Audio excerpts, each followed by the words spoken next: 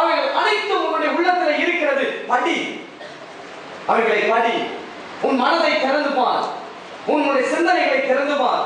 உன்னுடைய யோசனைகளை ஆண்டவருடைய சமூகத்திற்கு நேராக நீ திருப்பும் பொழுது உன்னுடைய இதயத்திலே எழுதப்பட்ட கர்த்தருடைய வார்த்தைகள் அனைத்திற்கும் அர்த்தம் உனக்கு புரியும். அதைத்தான் இயேசு கிறிஸ்துவான சீசர்களுக்கு என்ன சொன்னார் அப்படின்னா, என்னை குறித்து எழுதின தீர்க்க தரிசனங்களும் ஆகமங்களும் சங்கீதங்களும் என்னை குறித்து எழுதியிருக்கிறது, எனவே அவைகள் அனைத்தும் நடைபெறுகிறது.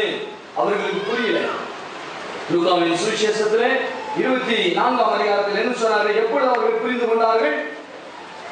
எப்பொழுது அவர்கள் புரிந்து கொண்டார்கள்? when they started to understand the things. அப்பொழுது 45ஆம் வசனம் verse 45-24 லூக்கா வாசிங்கம்மா. அப்பொழுது வேத வாக்கியங்களை அறிந்து கொள்ளும்படி அவர்களுடைய மனதை அவர் திறந்து அவர்களை நோக்கி, எழுதியிருக்கிறபடி கிறிஸ்து பாடுபடவும் 3ஆம் நாளில் மரித்தோரிலிருந்து எழுந்திருக்கவும் வேண்டியதாய் இருந்தது. அல்லேலூயா. என்னைக்கு புரிந்து கொள்கிறோம்?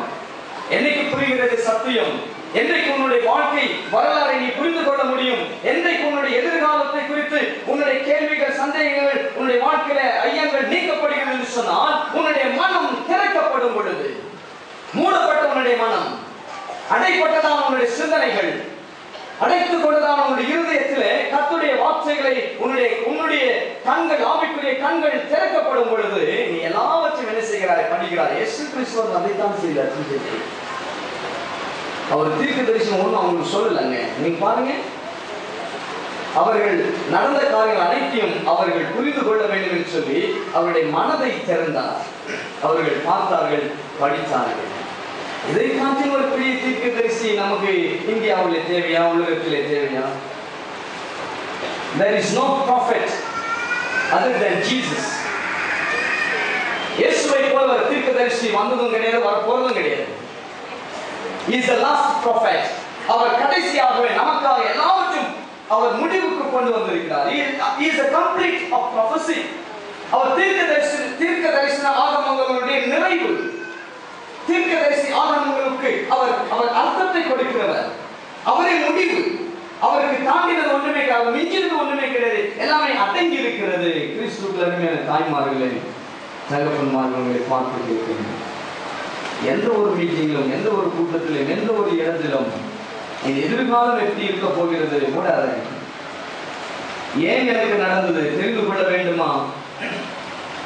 கர்த்தருடைய சமூகத்திலே அவர் தீர்க்க தரிசனமாக சொன்ன உன்னுடைய வாழ்க்கையுடைய முடிவை அங்கே எழுதியிருக்கிறது. எல்லாமே உனக்கு எழுதப்பட்டிருக்கிறது. வாசி, சிந்தி, கவனி. நான் ஏன் இப்படி இருந்து கொண்டிருக்கிறேன்? அதை குறித்து நான் பேசுகிறார் அப்போஸ்தலனாகிய பேதுரு ரொம்ப அழகாக சொல்லும் பொழுது 3 the book of Acts chapter 3 verse 22 3:22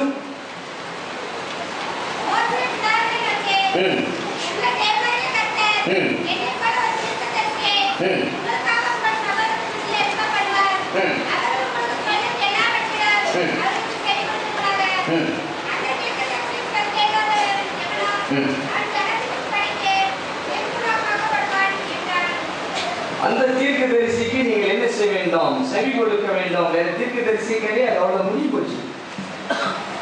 உன் குழந்தைக்கு, உன்னுடைய பொம்பளை பிள்ளைக்கு அல்லது ஆண் குழந்தைக்கு ஏன் இப்படி நடந்தது தெரிந்து கொள்ள வேண்டுமா? தீர்க்க தரிசனம் உரைக்கிறது. உன்னுடைய வேதாகமத்தை தேர்ந்தபடி.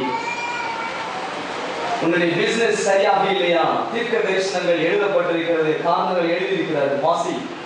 உன் குடும்பத்திலே மகிழ்ச்சி இல்லையா? தீர்க்க தரிசனங்கள் வேதாகமத்தில் எழுதப்பட்டிருக்கிறது, அதை எடுத்து நீ கவனி. ஆண்டவர் எல்லாவற்றையும் சொல்லிவிட்டார். என்னை போல் ஒரு தீர்க்க தரிசியை உங்களுக்காக அனுப்புவேன். அப்போ என்னை போல ஒரு தீர்க்க தரிசி அப்படின்னு சொல்லும் பொழுது, மோசே தன்னை குறித்து சொல்லும் பொழுது தேவன் அவரை குறித்து உன்னை போல ஒரு தீர்க்க தரிசி நான் என்ன செய்கிறேன்? அனுப்புகிறேன் அப்படின்னு சொன்னார். அப்போ இயேசு கிறிஸ்துவானவரை குறித்து சொல்லுகிறதான இந்த புதிய ஏற்பாடிலே மோசேவை போல அனுப்பப்பட்ட ஒரு தீர்க்கதரிசி தான் ஆண்டவராகிய இயேசு கிறிஸ்து. அவர் நிறைவு அப்படின்னு சொல்லுகிறார். அப்போ மோசே போல எப்படி ஒரு தீர்க்கதரிசி? மோசே எப்படி இயேசு கிறிஸ்துவுக்கு ஒரு டைப், ஒரு மாடலான ஒரு கிறிஸ்து அப்படின்னு சொல்லும் பொழுது மோசேனுடைய வாழ்க்கையிலும் கிறிஸ்துனுடைய வாழ்க்கையிலும் அநேக ஒப்புமைகள், கம்பேரிசன்ஸ் உண்டு. முதலாவதாக மோசே பிறந்த பொழுது அவனுடைய சிறு பிராயம் மிகவும் கடினம். அவனுடைய வாழ்க்கை சிறு குழந்தையாக இருக்கும் பொழுது பார்வோ இந்த ராஜா அவனை கொல்ல வேண்டும் என்று சொல்லி பார்த்த அதே நாட்கள் இயேசு கிறிஸ்துவானவர் பிறந்த பொழுது ஏரோதனுடைய நாட்களிலும் நடந்தது. இரண்டாவது, ஒரு பெரிய ஒரு அந்தஸ்தான இடத்திலே வாழ்ந்து கொண்டிருந்தார் மோசே. அரச வாழ்க்கை, ராஜபோகமான வாழ்க்கை. He was a prince, இளவரசன். ஆனால் தன்னுடைய சகோதரர்கள் கஷ்டப்படுவதை பார்த்த பொழுது அவன் என்ன செய்தான் என்று சொன்னால், அவனுடைய ராஜபோகத்தை எல்லாவற்றையும் எடுத்து என்ன செய்திருக்கிறான் சொன்னால், அவர்களுக்காக எல்லாவற்றையும் திறந்து விட்டான். He just denied all the facilities that he was enjoying. Moses, இயேசு கிறிஸ்துவானவர் சகலத்தையும் படைத்தவரும் சகல வல்லமையும் எல்லா விதமான மகிமை நிறைந்தவராய் இருந்த பொழுதிலும் உங்களையும் என்னையும் நேசித்தது நிமித்தமாக, உங்களையும் என்னையும் ரட்சிக்க வேண்டும் என்பது நிமித்தமாக அவர் பரலோக ராஜ்யத்தை திறந்து தன்னுடைய மகிமையை திறந்து நமக்காக மானிடராக ஏழ்மையான கோலத்தை எடுத்திருக்கிறார். மூன்றாவதான காரியங்கள், மோசே என்ன செய்தார் என்று சொன்னால், அடிமைத்தன வாழ்க்கையிலிருந்து கஷ்டப்பட்டவர்களை அவர் அனைவரையும் கூட விடுதலையாக்கி ஒரு ரட்சிப்புக்குள்ளாக வழிநடத்தினார். ஆண்டவராகிய இயேசு கிறிஸ்து பாவத்திலே கட்டப்பட்ட ஒவ்வொரு நபராகிய உங்களையும் என்னையும் விடுதலை பெற வேண்டும் என்பதற்காக தன்னுடைய வாழ்க்கையை அவர் அர்ப்பணித்திருக்கிறார். கடைசியாக சொல்ல வேண்டும் என்று சொன்னால், மோசே தேவனுடைய வார்த்தைகளை கேட்டு அதன்படி சொன்னான், அதன்படி செய்தான். இயேசு கிறிஸ்துவானவர் நான் தானா உதவி செய்கிறேன், என் பிதா என்ன சொல்லியிருக்கிறார் அதைத்தான் உங்களுக்கு சொல்லியிருக்கிறேன். என் பிதா யாரை என்கிட்ட அனுப்புறாரு அவங்க தான் என்கிட்ட வருவாங்க, மற்றவங்க யாருமே வரமாட்டார். பரிசுத்த ஆவியானவர் அவருடைய வார்த்தைகள் அனைத்தும் கூட ஆண்டவராகிய இயேசு கிறிஸ்து தெளிவாக அவர்களை மக்களுக்கு கொண்டு வந்து சொன்னார். சொன்ன பொழுது நீங்கள் நித்திய ராஜ்யம் பெற வேண்டும் என்று சொன்னார், நித்திய ஜீவனை அடைய வேண்டும் என்று சொன்னார், இந்த உலகத்தில் இருக்கிறதான பலவிதமான கஷ்டங்கள் துன்பங்கள் பாவங்கள் விடுதலை பெற வேண்டும் என்று சொன்னார். நான் காண்பிக்கிறதான வழியிலே நீ நடக்க வேண்டும். அல்லேலூயா. ஓடு தீர்க்கதரிசிகளை வைத்திருக்கிறேன், ஓடு போதர்களை வைத்திருக்கிறேன், நான் காண்பிக்கிறேன் பாதையை நீ நட, நான் என்ன செய்வேன் நடத்துவே அமைச்சு. கிறிஸ்துவுக்கு அருமையானவர்கள், நீங்களும் நாம் எந்த சூழ்நிலையில் வந்தாலும் ஆண்டவருடைய வார்த்தைகளை பற்றி கொண்டிருக்க வேண்டும். அதைத்தான் ஆண்டவர் விரும்புகிறார். ஆனால் கிறிஸ்துவர்களாக நீங்களும் நாம் என்ன செய்யவில்லை, அதை பிடித்துக் கொள்ளவில்லை. சீனை லெக்சனர்ல ஒரு அழகான ஒரு கதை எழுதுகிறார், sermon notes for the year of C. அதுல கிறிஸ்தவர்கள் இன்னைக்கு எப்படி இருக்கிறாங்க அப்படின்னு சொல்லும் பொழுது ஒரு பிஷப் என்ன செஞ்சிருக்கிறார் அப்படின்னா, சண்டே ஸ்கூல் பிள்ளைகளை பார்த்திருக்கிறார். Come on, listen to the children. I would like to ask you the question. பிள்ளைகளை நான் கேட்க ஒரு கேள்வி. அந்த பிஷப் என்ன செய்தார்னு சொன்னா, ஒரு சண்டே ஸ்கூல் ஸ்டூடெண்ட்டை பார்த்து கேட்டாரு, Who broke the wall of Jericho? I ask you, நான் உங்களை கேட்கிறேன், Who broke the wall of Jericho? எரிகோ மதிலை இடித்தது யார்? எரிகோ மதிலை இடித்தது யார்? Who broke the wall of Jericho?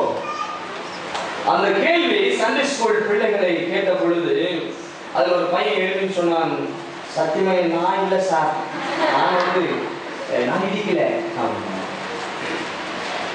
அவன் தெரியல போட்டு இந்த டீனேஜ் கேர்ள்ஸை கேட்டாங்களாம். டீனேஜ் கேர்ள்ஸை நான் கேட்க போட்டேன், Who broke the wall of Jericho? அந்த டீனேஜ் கேர்ள்ஸ் சொன்னாங்களா, உண்மையாக எனக்கும் தெரியாது, நான் அது உடைக்கல அப்படின்னு சொன்னாங்களா. அப்படி எல்லா பிள்ளைகளும் சொன்ன பிறகு பிஷப் ரொம்ப வருத்தமா இருந்தது. எரிகோ அந்த பட்டணத்தை இடித்தது யாருன்னு சொல்லி தெரியலையே அப்படின்னு சொல்லும் பொழுது, சரி டீச்சர் கேட்போம் அப்படின்னா, டீச்சர்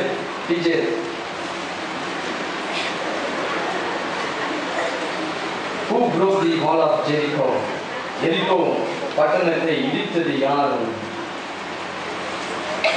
அதெல்லாம் எனக்கு தெரியல, எனக்கு அதான் தெரியும். எரிகோ இந்த விஷயம் ரொம்ப வருத்தப்பட்டார். கமிட்டியை கூப்பிட்டார், அவசர கமிட்டி, நம்ம சபையில் அவசர கமிட்டி. சில அவசர கமிட்டி கூட்டணும்னு நினைக்கிறேன், போய் சார்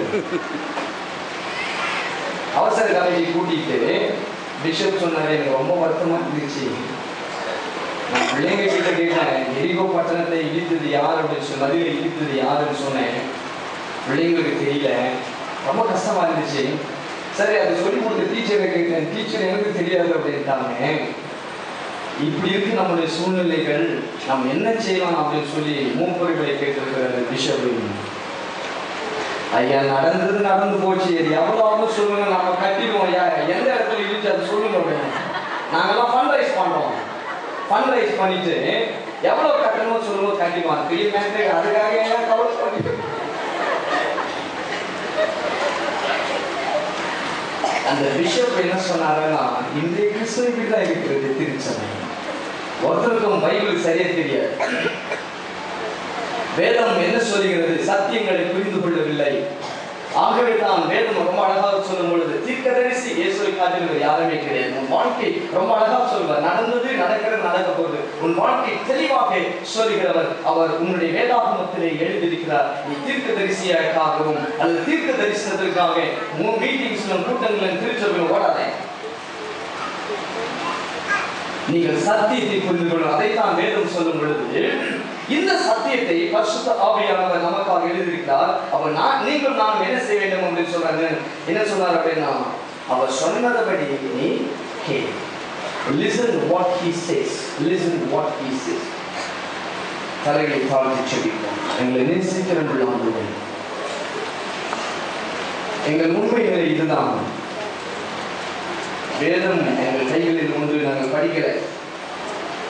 ஆனால் எங்கள் வாழ்க்கை குறித்து தான் எண்ணங்கள் அநேகம் உண்டு. பிரச்சனைகளை குறித்து விடிவு காண வேண்டும். ஓடுறோம். ஏகப்பட்ட இடங்கள் ஓடிக்கொண்டிருக்கிறோம். முடிவு வரவில்லை. இந்த காலை நேரத்தில் பரிசுத்த ஆவியானவர் எங்களோடு பேசின வார்த்தைகளுக்காக சொல்லலாம். என்னுடைய மக்களுடைய மனதின் கண்களை திறந்ததாக இப்படி வார்த்தைகளை கவனிக்க சத்தியத்தின்படி நடக்க முயற்சியும் இயேசுவின் இந்த நாமத்தில் ஜெபிக்கிறோம் பிதாவே.